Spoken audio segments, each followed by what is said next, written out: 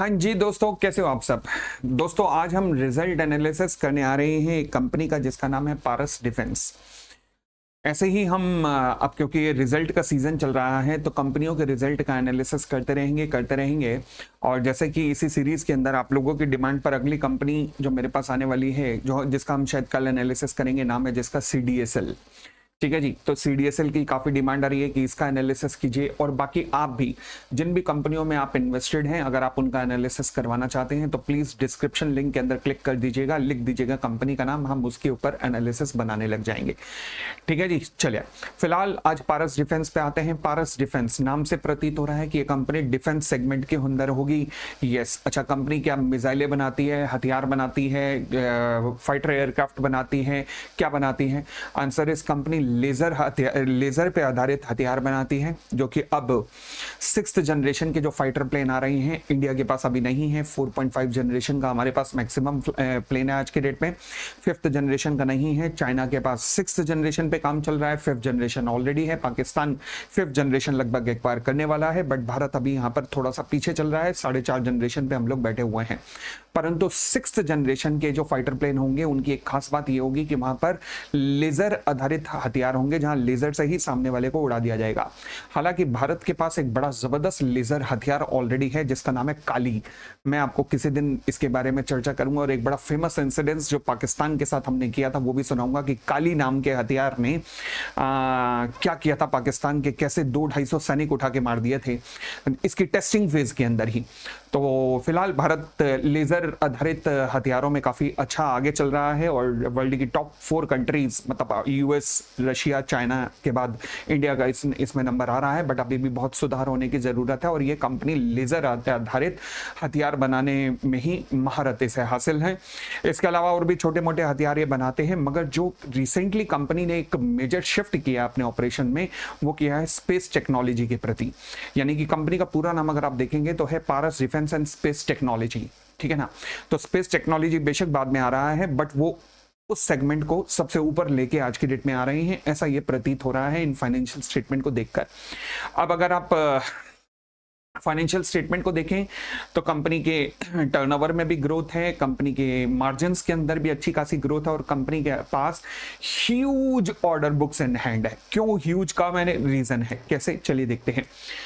देखिए, अगर सेल्स में आप देखेंगे तो सेल्स में होते होते 87, 86 और कितना आया है 108। यानी कि आप सवाल उठा कि इस सेगमेंट को, डिफेंस इंडस्ट्री के सेगमेंट को ईयर ऑन ईयर देखा जाना चाहिए या फिर सिक्वेंशियल बेसिस पे देखा जाना चाहिए।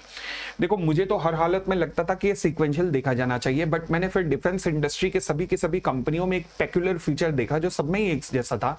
वो क्या कि इनके ना दिसंबर तक के सेल चलती है, फिर मार्च के सेल बहुत ही ज्यादा हो जाती है, और ये सभी की सभी डिफेंस कंपनियों में ऐसा फीचर लग रहा है। तो मैं समझता था कि यार ये साइक्लिक नहीं है, बट साइक्लिक ना होने के बावजूद भी मार्च का सभी, चाहे HAL हो, चाहे मझगांव डॉक हो, चाहे कोचीन शिपयार्ड हो, सब में ये फीचर जब मैंने देखा तो इसका रिजल्ट ये निकला कि कहीं ना कहीं इन कंपनियों के ना ईयर एंड के टारगेट्स होते हैं जिनको अचीव करने के लिए मार्च में ये धड़ाधड़ काम करती है। लगता है पहले सुस्ता रही होती है, लग रहा है मार्च क्वार्टर में जम के एंड होता है, तभी मार्च क्वार्टर में या फिर कंट्रियों के अपने टारगेट होते होंगे कि भैया हमने फाइनेंशियल ईयर तक ये प्रोक्यूर करना है, या फिर जिनको सप्लाई करना होता होगा बड़ी बड़ी कंपनियों को, उनके ऑर्डर कंप्लीट करते होंगे और सेल्स में बुक करते होंगे। ऐसा कुछ फीचर जरूर है कि मार्च में हर डिफेंस कंपनी की सेल्स अचानक से बढ़ी हुई मालूम हो जाती है।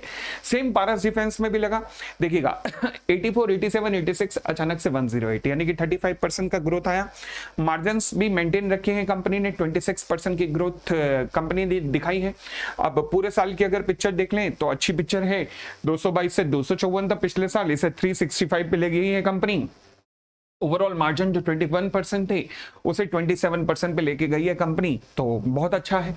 अब हम देख लेते हैं जरा इसके पी रेशो को देख लेते हैं, तो पी रेशो कितना है 88.3। ओहो, ये तो हार्ड साइड पे लग रहा है। जरा पीयर से कंपैरिजन करके देखें, तो पीयर से कंपैरिजन किया तो भाई ये तो भाई हायर साइड पे ही है, क्योंकि हिंदुस्तान एरोनॉटिक्स तो जो इंडिया की नंबर 1 कंपनी है, बट है सरकारी सेक्टर की कंपनी, उसका पी 34 टाइम्स है, उससे तो कंपेयर नहीं किया जा सकता। ये तो खैर उसके बच्चे के बच्चे के बच्चे बराबर है।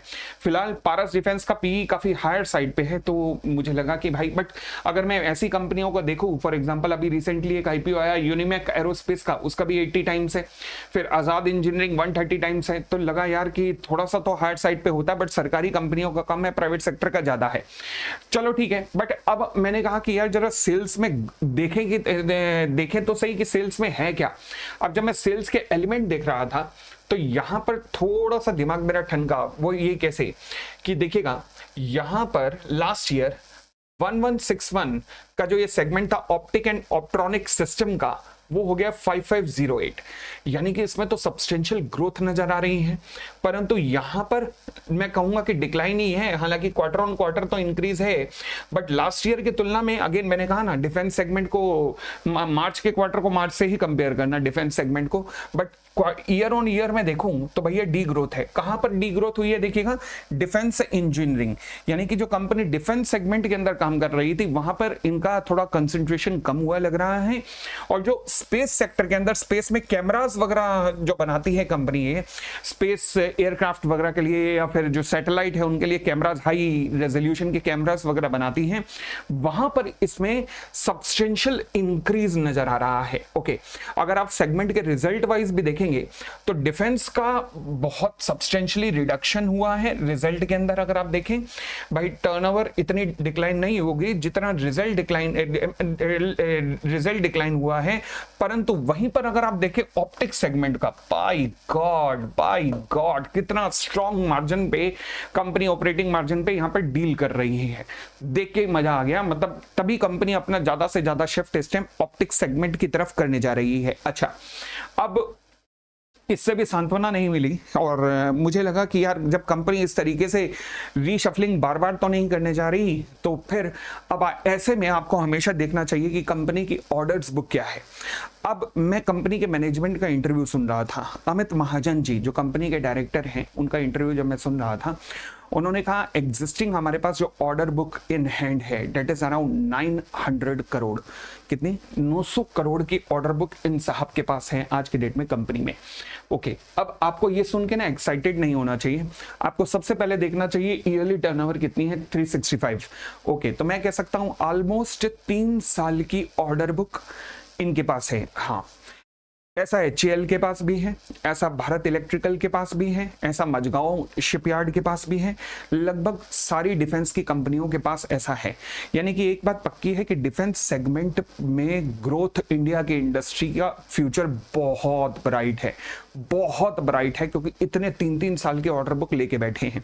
बट आपको इसी से खुश नहीं हो जाना चाहिए, अब आपको अगली चीज एनालाइज करनी चाहिए। वो क्या कि ये जो ऑर्डर एग्जीक्यूट करते हैं, वो जो एवरेज ऑर्डर है उसके एग्जीक्यूशन में कितना टाइम लगता है। तो मैं इनका यही एनालिसिस देख रहा था कि एवरेज ऑर्डर एग्जीक्यूशन में कितना टाइम लगता है। तो इन्होंने बताया कि जो डिफेंस सेगमेंट के ऑर्डर होते हैं उसे कंप्लीट करने में, अगर ऑर्डर बुक आया हमारे पास, तो उसे कंप्लीट करने में हमें 4 से 6 महीने का वक्त लगता है। That's great.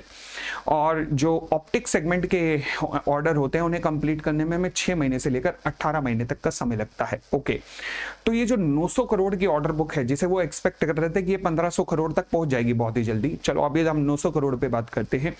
इसमें से फिर ऑप्टिक सेगमेंट के, यानी कि स्पेस टेक्नोलॉजी से रिलेटेड कितने ऑर्डर हैं, तो उन्होंने कहा 60%। मैं तो बहुत खुश हुआ इससे कि 60% के ऑर्डर अगर इससे हैं और इतना हाई मार्जिन इंडस्ट्री है तो बहुत अच्छी बात है। ये पी रेशो अपने आप मैनेजेबल हो जाएगी। और 900 करोड़ की ऑर्डर बुक का मतलब है, अगर मैं कहूँ 1.5 साल के अंदर भी अगर ये कंप्लीट होनी है, या एवरेज अराउंड 1 साल के अंदर मान के चलूँ, तो कंपनी डबल ग्रोथ तो दे ही देगी, शायद 2026 के अंदर डबल की ग्रोथ तो है ही है। तो पी रेशो अपने आप बिल्कुल मैनेजेबल लेवल पर आ जाएगी। आप समझ पा रहे हैं इन बातों को। कंपनी की जितनी भी ऑर्डर बुक है, इन्होंने कहा कि 60% ऑर्डर बुक जो है हमारे पास ऑप्टिक सेगमेंट की है और 40% डिफेंस सेगमेंट की है ई ऑर्डर। और गोइंग फॉरवर्ड भी हमारे पास इसी प्रोपोर्शन के अंदर आने की संभावना है। तो यानी कि कंपनी के मार्जिन्स ज्यादा इंप्रूव होंगे। स्ट्रॉन्ग ऑर्डर बुक होने का मतलब है कि कंपनी के टर्नओवर भी फ्यूचर में बहुत अच्छी मेंटेन रहेगी और पी रेशो भी मेंटेन हो जाएगी। एक बात का ध्यान रख लेना, कोई बाइंग सेलिंग रिकमेंडेशन नहीं है। हमारा केवल एक यहाँ पर फर्ज है, कर्तव्य है, वो ये कि जब कंपनियों के फाइनेंशियल रिजल्ट डिक्लेयर होते हैं तो फाइनेंशियल रिजल्ट का मैं आपको एनालिसिस करना सिखाता हूँ कि भाई कैसे पढ़ा जाता है उन फाइनेंशियल रिजल्ट को। तो इसे ज्ञान की सीरीज के रूप में लीजिएगा रादर देन बाइंग सेलिंग की रिकमेंडेशन। बिल्कुल भी यहाँ पर कोई बाइंग सेलिंग रिकमेंडेशन की चर्चा यहाँ पर नहीं की गई है। आपको अपनी इन्वेस्टमेंट अपने फाइनेंशियल एडवाइजर से पूछ के करनी चाहिए। ठीक है जी। अगर आपको ये एनालिसिस पसंद आया तो अपना एक अंगूठा जरूर दिखा दीजिएगा और इस वीडियो को जरा लाइक जरूर कर दीजिएगा और एक जरूर चीज लिख दीजिएगा कि कौन सी ऐसी कंपनी है जिसका फाइनेंशियल रिजल्ट का एनालिसिस आप करवाना चाहते हैं। Thank you, bye bye, take care.